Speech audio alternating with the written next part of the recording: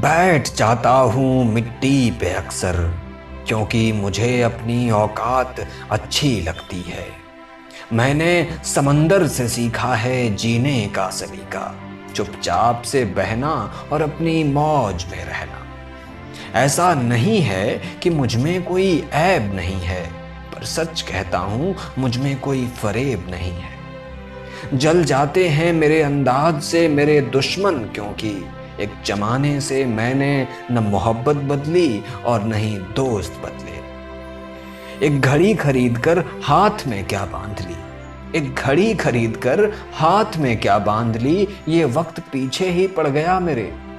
सोचा था घर बनाकर सुकून से बैठूंगा, पर घर की जरूरतों ने मुसाफिर बना डाला। सुकून की बात मत करे गालिब, सुकून की बात मत करे गालिब, वो बचपन वाला इतबार अब नहीं आता। शौक तो माँ बाप के पैसों से पूरे होते हैं, अपने पैसों से तो बस जरूरतें ही पूरी हो पाती हैं। जीवन की भाग दौड़ में क्यों वक्त के साथ रंगत चली जाती है, जीवन की भाग दौड़ में क्यों वक्त के साथ रंगत चली जाती है। हंसती खेलती जिंदगी भी आम हो जाती है। एक सवेरा था जब हंस कर उठा करते थे हम, और आज कई बार बिना मुस्कुराए ही शाम हो जाती है। कितनी दूर निकल गए हम रिश्तों को निभाते निभाते, खुद को खो दिया हमने अपनों को पाते पाते। लोग कहते हैं हम मुस्कुराते बहुत हैं, लोग कहते हैं हम मुस्कुराते बहुत हैं, और हम थक गए दर्द छुपाते छुपाते।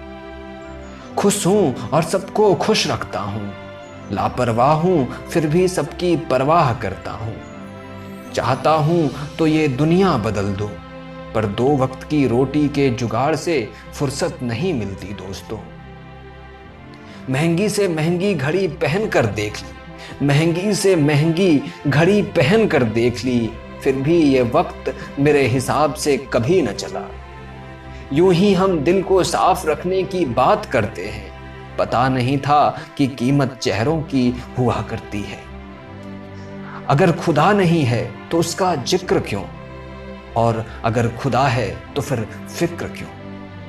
दो बातें इंसान को अपनों से दूर कर देती हैं, दो बातें इंसान को अपनों से दूर कर देती हैं, एक उसका अहम और दूसरा उसका वहम।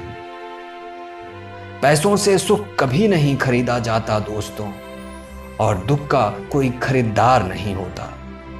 मुझे जिंदगी का इतना तजुर्बा तो नहीं, मुझे जिंदगी का इतना तजुर्बा तो नहीं, पर सुना है सादगी में लोग जीने नहीं देते। किसी की गलतियों का हिसाब न कर, खुदा बैठा है तो हिसाब न कर, ईश्वर बैठा है तो हिसाब न कर, ईश्वर बैठा है तो हिसाब न कर। हरिवंश राय जी बच्चन। कभी कभी कवि कुछ ऐसी चीजें लिख देते हैं जिसे आम इंसान अपने जीवन में महसूस तो करता है, पर उसे बयां नहीं कर पाता है। हरिवंश राय बच्चन जी की यह कविता हम सभी की पसंदीदा कविताओं में से एक है, और आशा है मुझे कि मेरी आवाज में आपको यह कविता और भी पसंद आई होगी। आगे भी सुनते रहें और अपनी प्रतिक्रियाएं देते रहें। बहुत बहुत शुक्रिया दोस्तों।